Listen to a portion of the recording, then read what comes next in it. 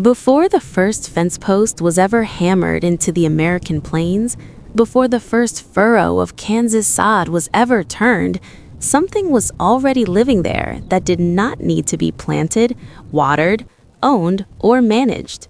It moved on its own.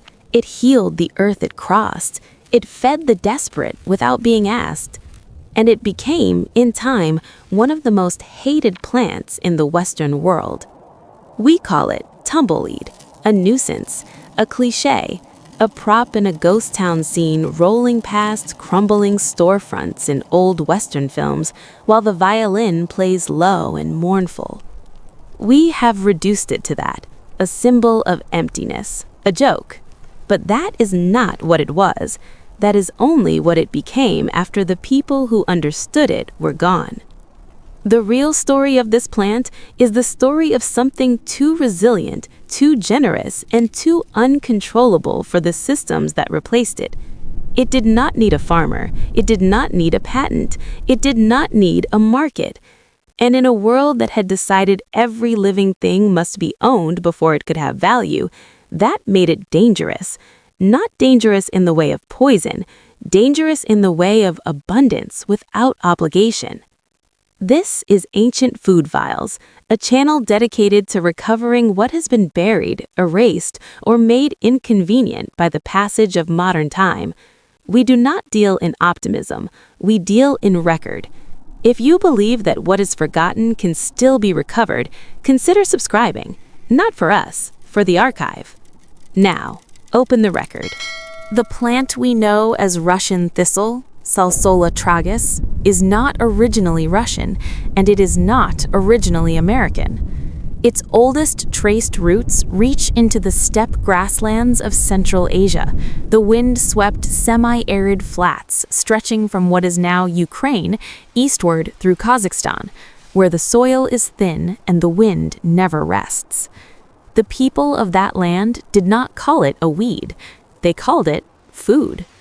Young salsola shoots, emerging in early spring before anything else dared, were harvested by nomadic Kazakh and Mongolian communities for thousands of years, boiled into soups, dried and stored, fed to livestock during the cruelest months.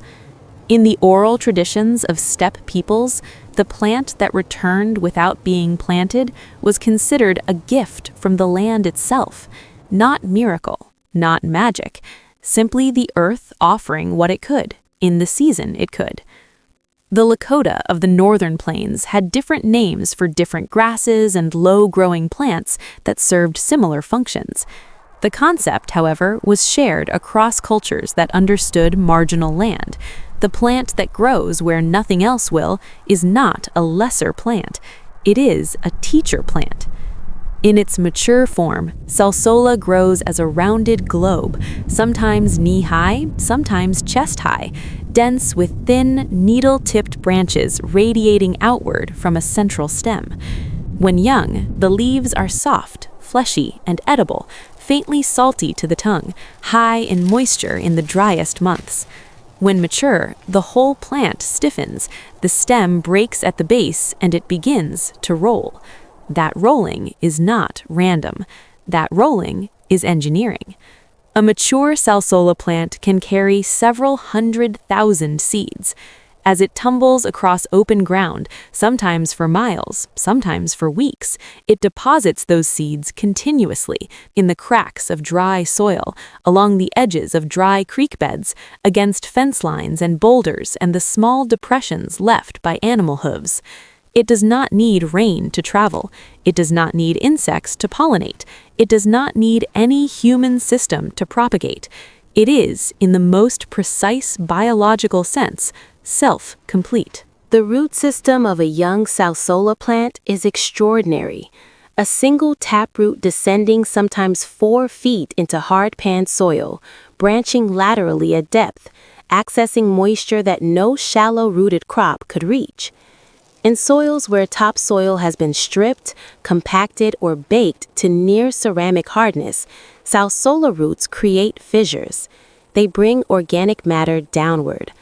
When the plant dies and decomposes in place, it contributes nitrogen, potassium, and calcium back to the very layer of earth it colonized.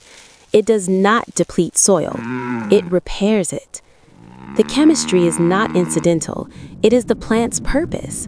Salsola is what ecologists call a pioneer species, the first living thing to return to disturbed or devastated land.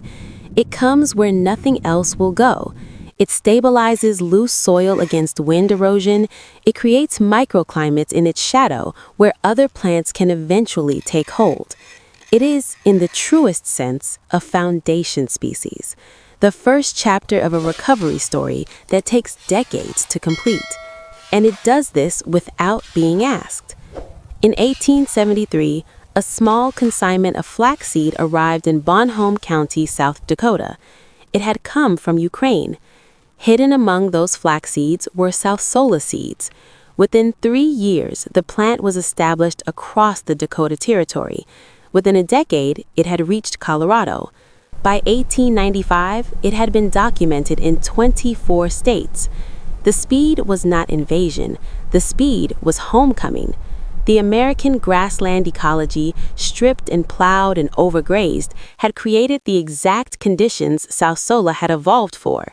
It moved into devastation as though it had been designed to heal exactly that. What followed in the 1930s is the more documented chapter, the Dust Bowl.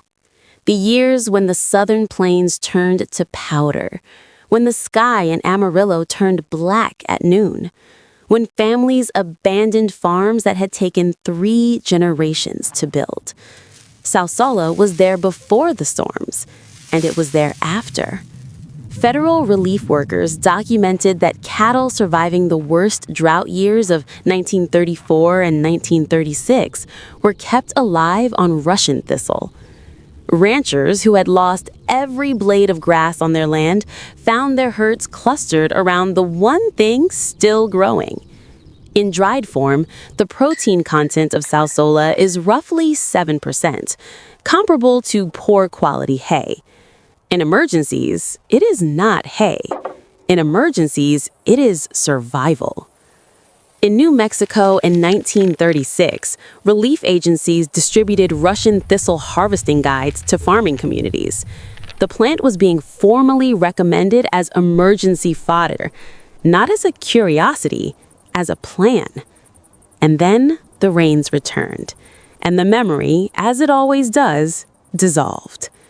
After the Second World War, agriculture was rebuilt around synthetic fertilizer, herbicides, and industrial-scale farming. A plant that fertilized soil on its own and spread without permission did not fit that system. By the 1950s, the cultural positioning was complete. Salsola was a pest, a blight, something a modern farmer destroyed rather than harvested. The southern plains are drying again. This is not a projection. This is a measurement. The Ogallala Aquifer, the underground water system modern agriculture depends upon, is being drained faster than it can recharge. When that water is gone, the logic of current agriculture ends. Something else will have to grow there.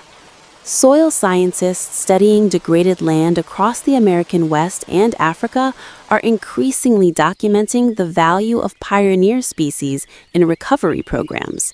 Salsola appears again and again in that literature, not as a solution, as a beginning. Meanwhile, the global food system grows more fragile, dependent on a handful of crops, synthetic inputs, and stable climates that are becoming less stable every decade. Efficiency works when conditions hold. When conditions fail, resilience matters more. Salsola does not need conditions to hold. Salsola needs conditions to fail. That is what it was made for. The tumbleweed has been declared a noxious weed in 12 U.S. states, and yet it continues to grow. In depleted soil, it repairs.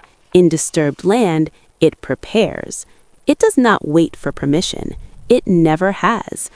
The knowledge of how to use it still exists. in old USDA publications, in the memory of steppe communities, and in ecological research few people read. It was never lost, only made inconvenient. The earth does not forget what it made, and what it made for survival tends to outlast everything that tried to replace it. The soil will remain long after the systems built on top of it disappear, and the plants that knew how to live there first will still be rolling, patient, seeding. If buried agricultural knowledge matters to you, if you believe forgotten survival systems should not disappear, stay with this archive. Subscribe to Ancient Food Files, not because we ask, because these records deserve witnesses.